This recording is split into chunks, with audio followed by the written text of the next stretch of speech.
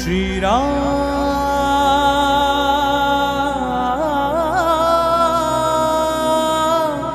Jai Shri Ram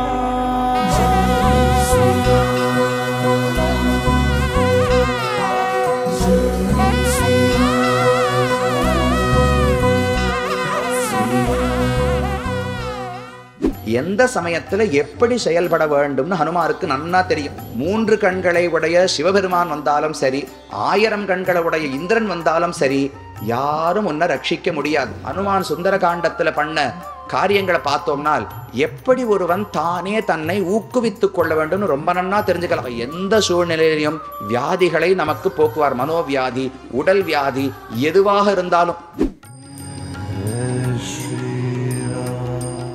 ராமதூதன்னு சொல்லிக் கொண்டிருந்தவர் ராமதாசன் என்று தன்னுடைய உண்மையை உணர்ந்து கொண்டார். அப்ப படிப்படியா உயரணும்.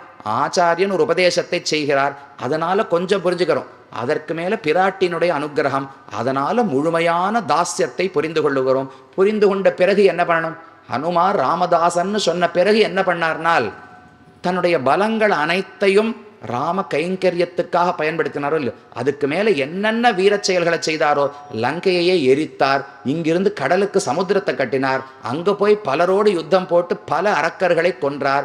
அப்ப இதுவரைக்கும் அவருக்கு எத்தனை இருக்கு? புத்திர் பலம் யசோ தைக்ஷம் நிர்பயத்துவம் அரோகதா அஜாட்யம் வாக்பட்டுத்துவம் ச ஹனுமத் ஸ்மரணாத் பவேதன்னு சொல்லுகிறோம். அவரிடத்துல இருந்தால்தான் இதெல்லாம் நமக்கு வரும்.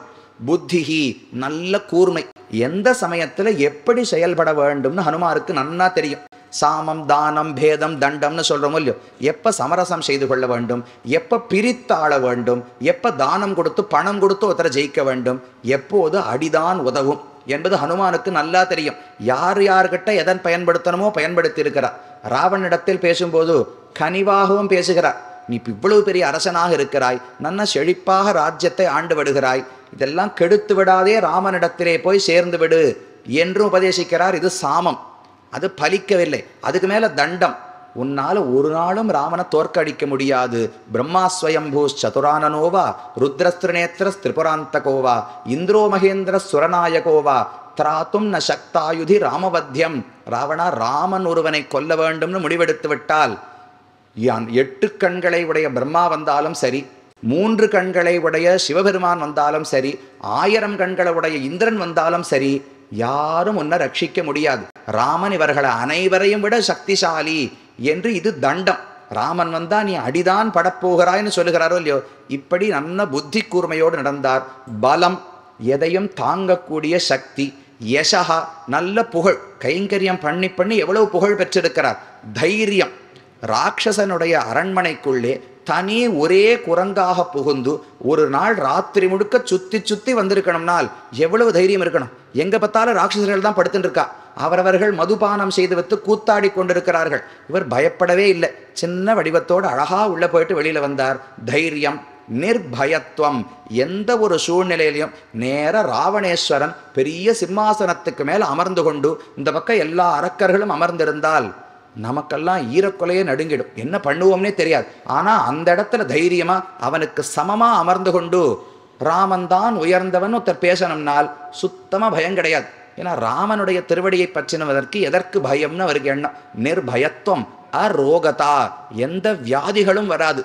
ஹனுமாருக்கும் வியாதிக்கு என்ன சம்பந்தம்னால் உடல் வியாதி ஒரு புறம் வராது, அவர் பலமுடையவர். மனோவியாதிகள் கிட்டக்கே வராதோ.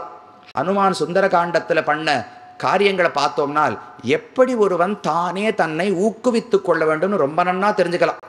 நிர்வேதம், நிர்வேதம்னால் என்னால முடியலன்னு விட்டுடுறோம் இல்லையோ, அது ஒரு நாளும் அடையக்கூடாதுன்னு ஹனுமான் சொல்லுகிறார். தேடி தேடி பார்த்தார் சீதையை, எங்கு தேடினாலும் கிடைக்கவில்லை.